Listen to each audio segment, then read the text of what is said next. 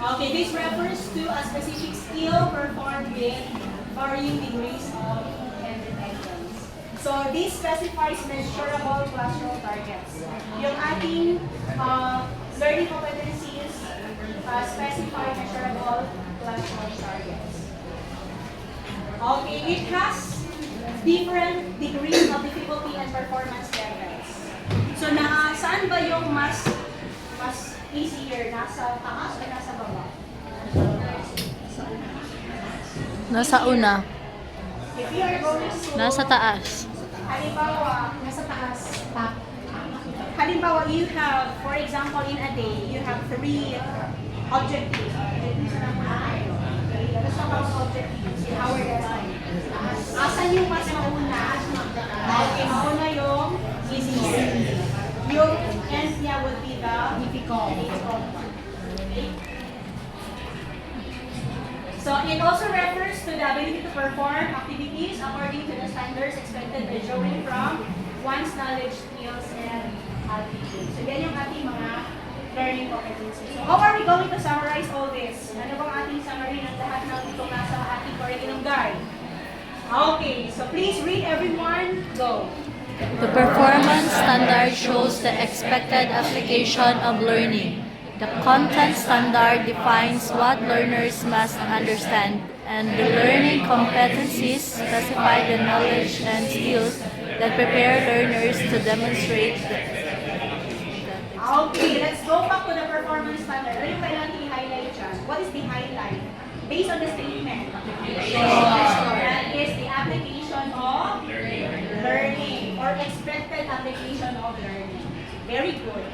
What about for the content standard? Ano yung ating i-highlight dyan? What learners must Oh, very good. That is correct. What learners must understand. Anong kailangan malaman ng ating mga learners? What about for the learning competencies? What are we going to highlight?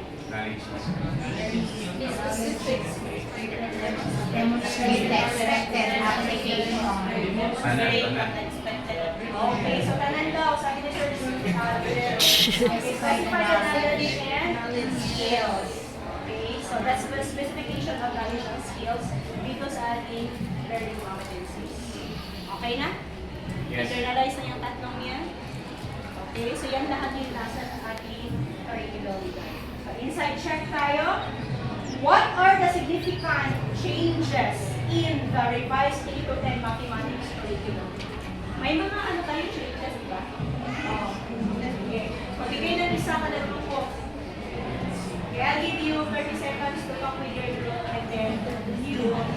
Ano yung mga bago? Ano yung mga bago sa ating 8 to 10? Revised 8 to 10 mathematics curriculum. from Oh, sige, let us start with the yellow group. Okay, so according to Ma'am Nomenay, the sequence daw of the competencies are being rattled. So wala na pasunod. Dahil na siya daw ato. Congestion. Okay, what else from the green group? From the 5 committed, hindi mo domain, tatlo. Oh, very good, that is correct. From 5 content domains, nagiging tatlo na lang. Okay, that's one of the changes. From 8 to 12 to 8 to 10 revised mathematics curriculum. What else from our red team? Ano yung ating mga changes? Yes, Mr. Lanzaga. Very good, decongestion. Okay, so na-decongest yung ating mga learning competencies. That is correct. What else from this group? We have the blue team. Another Gonzaga from the blue team. There are competencies that are now in grade 9, but on previous curriculum guides, it is in the grade 8, grade 10. Okay, very good. From the red team. There are competencies which are new. May iba, remain. May iba, ano pa? Omitted. Or i-transfer doon sa iba under related. So that is also one of the changes. What else? Meron pa ba? Meron pa kayo Okay, before this, we have articulated the content domains. What else? Performance standards. What else? We have the learning competencies and the content standards. With the articulation of all those four. Meron pang hindi na-mention. Code, di ba natin code last time? Code.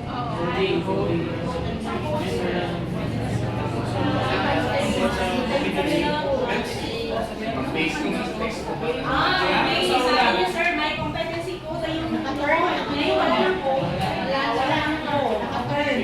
Tapos sabi niya, po ay kaning observation. So, very good. What else? Learning materials? Naamoy, walang na-mention. Very important. Isa na lang, very important na changes. Number of sessions. Number of sessions. Di ba, ma'am? Yes. Remister na, remister. Aside from that, yes, ma'am. Pwede isa na sa mauna. Pwede sa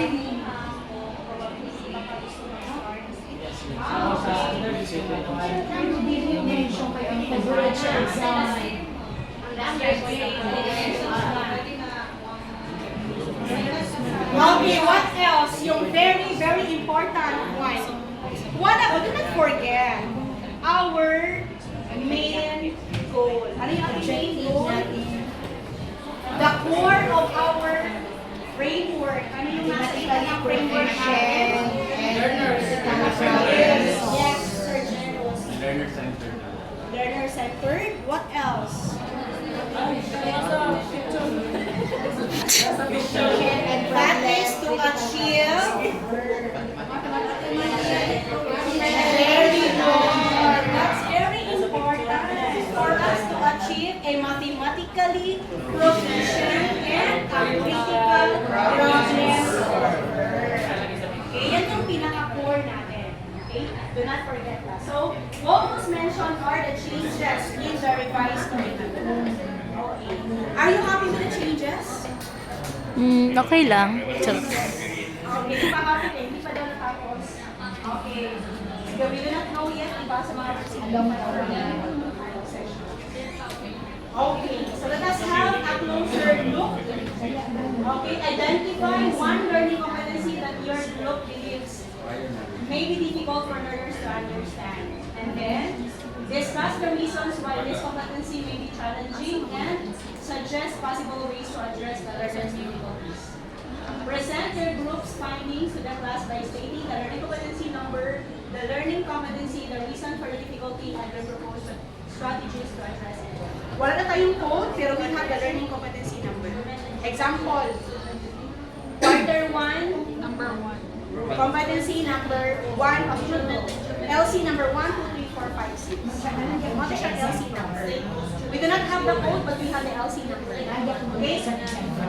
Yes. Do you have with you your new curriculum guide? Okay, please take out the curriculum guide. And then you discuss with your partner saan doon ang competency that you believe it is difficult for the learners to understand. I will give you 1 minute. I'll give you 1 minute. Discuss with your partner. Prior knowledge. No? So this is the difficult one. Hindi ko kanina hihirapin. Introducing this kind of topic. Siguro ang possibilities is na to attention sa learners. Kailangan is a prior knowledge. Kulang-kulang naman.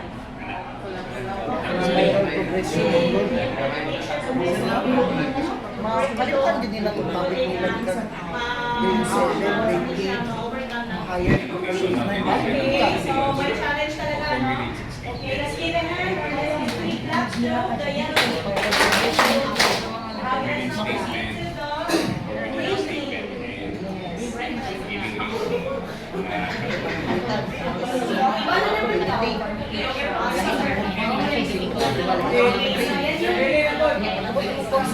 Okay, good morning. So, in addition to my answers, ito yung kumbaga parang medyo old, no?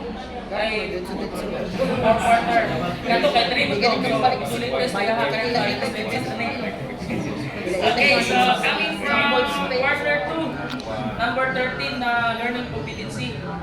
construct congruence proof involving triangles or corresponding parts of triangles using a two-column proof. Kani siya, dulisod siya kay kung di ko mali, this is what we call inductive reasoning.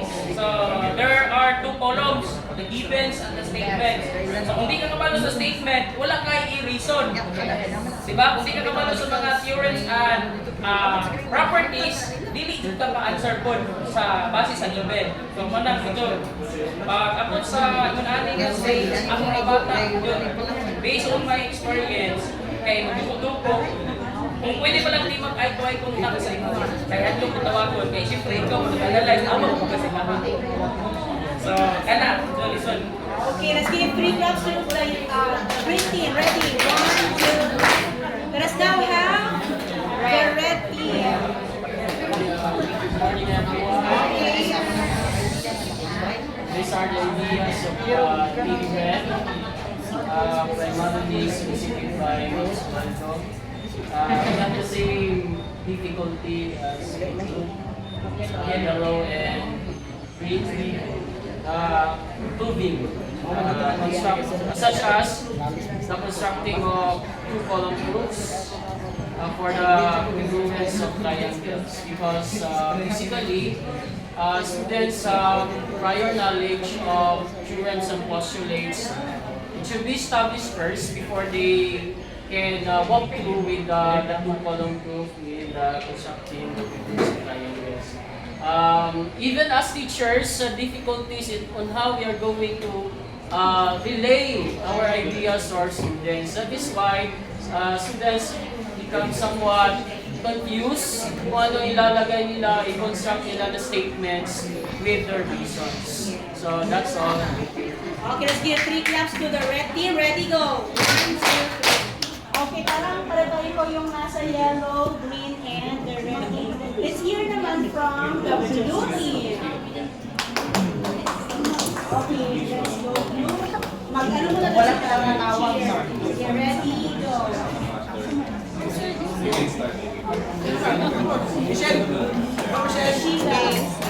Morning, everyone. Good morning. I think we have the same struggle. Same problem. So, same ano siya, ma'am. Common denominator. The most difficult topic talaga is proving. So, pero I have seen here, I have here the about competency number 10. Ay, hindi, week 10 day siya. For the first semester, first term. Prove properties of parallelograms by applying the relevant theorems. So, I am not sure, ma'am, if sa grade 8 na by triangle, matatat, triangle theorem bitaw. I have seen here, nasa sa second term, ma'am. Nasa second term ang triangle congruence postulates, which is a prerequisite sa proving parallelograms. So, I'm not sure if kasi kailangan kasi yung mga SSS, SAS, when we try to prove conditions become property of. So I am not sure if meron siya sa grade 8 na Wala siya sa 8. Wala siya sa 8. or meron sa meta. Nasa last year. So if there is, so kailangan talaga siya refresh, review. Yes. And then other theorems are listed sa parallel. So I think the same pa rin. Okay, so parang same pa rin, no? We all have struggled in geometry. Yes. Okay, let's give a hand muna to the blue team. Ready? 3 claps. 1, 2. Okay, so when a learning competency is broad and complex, how can you make it clearer and more teachable for learners? Yes, sir. What you're going to do, sir, to make it clearer and teachable? We're going to unpack the competency since it is broad and complex na for us to make the lesson or the particular topic attainable siya naman the lesson. Oh, very good, sir. So sabi ni sir, we should have to unpack the competencies for it to become clearer and more teachable. So ready na ba kayo para mag-unpack? So yan pa lang solution. Yung mga problema ninyo, each group ng mga problema, which is all about geometry lahat. So yun yung ating solution. We are going to unpack competencies. That's all we're saying. Okay, so ano bang unpacking of learning competencies? Okay, everyone, kindly read. What is unpacking of learning competencies? Ready, go. Unpacking of learning competencies is the process of breaking down the competencies into a specific and developmental. Okay, so ano naman ang purpose of unpacking learning competencies? Go. The purpose of unpacking learning competencies is to make learning standards and learning competencies more explicit and actionable to support instructional planning and teaching. Okay, now that you know what unpacking of learning competencies is, as well as the purpose of unpacking, are you now ready to unpack competencies? Yes. Of course. Yes, we're here. Yes, we're here.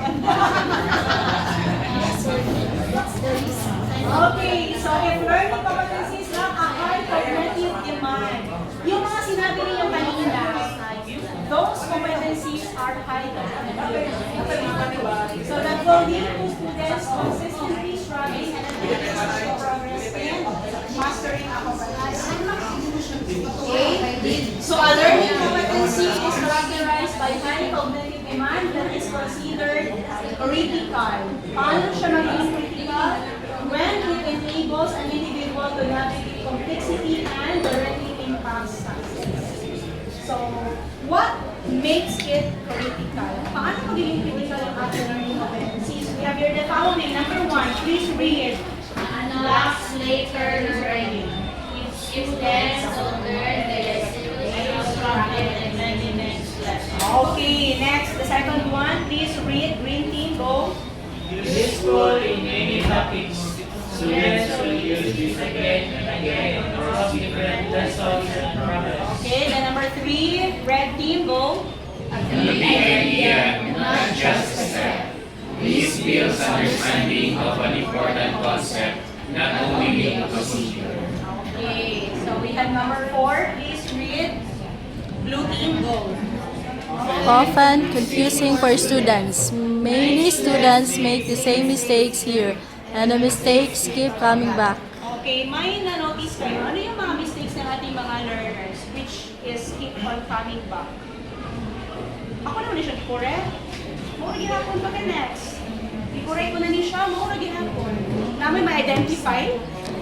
Kuan ma'am, ganang mag-minus sila ma'am sa mua kay halimbawa 5 minus 9. Ang answer nila ma'am kay 4, mabaliktad nila ma'am ba? Mabasic lang kay siya pero Sign ma'am numbers. Okay, mabalik na siya. operations on sign numbers. Okay. And all together, number 5, ready, go. Easy to check with good tasks. You can clearly see understanding through students' work and explanations, and it often appears in tests. Okay, so we also have the reminders on unpacking the learning competencies. So hindi na tayo basta-basta mag-unpack. We have the following reminders. Please read number 1, everyone, go. In unpacking the competencies, do not go beyond the intent of the competency. Okay, huwag kayong mag-go beyond, ha? Baka yung mga objectives ninyo sa competency na i-unpack ninyo, tapos na pala. Doon siya sa previous competency na ito. Okay? And then number 2, please read, go. Focus on the specific skills, knowledge, attitudes, or values that are explicitly with the competency. Okay, so yun yung focus natin. Next, number 3, go.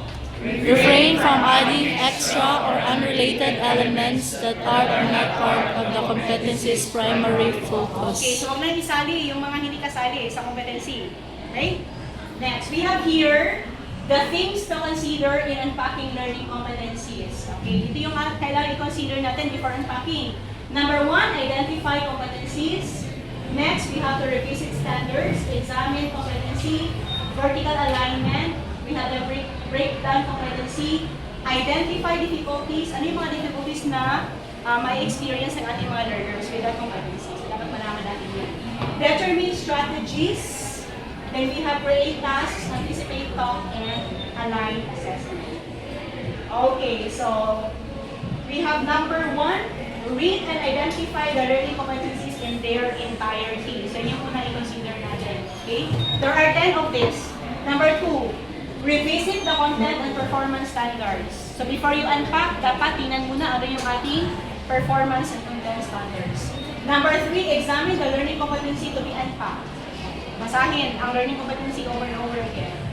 Number 4, review the vertical articulation. So ano ba yung vertical articulation? This is concerned with the development of mathematical knowledge, skills, and understanding across grade levels. So grade 7, grade 8, grade 9, grade 10. Yan yung ating vertical articulation. What about horizontal articulation? Ano ito? Yung horizontal naman, it is concerned with the role of mathematics across the curriculum. Okay, that's for the horizontal articulation. Okay, next, number 5. Break down the learning competency into smaller or discrete sub-skills or knowledge components. So we have our example. What is our learning competency? That's Q1 LC11. Can you read? Solve problems involving linear functions. Yan yung ating competency. Now, if you are going to unpack the competency, we have number 1. Please read. Represent linear functions in tables, graphs, and situations. Model real-life situations. Okay, ano yan? That is under, competency number 1 is under knowledge. Tama ba? Okay. Next, number 2. Please read. Go. Solve problems involving linear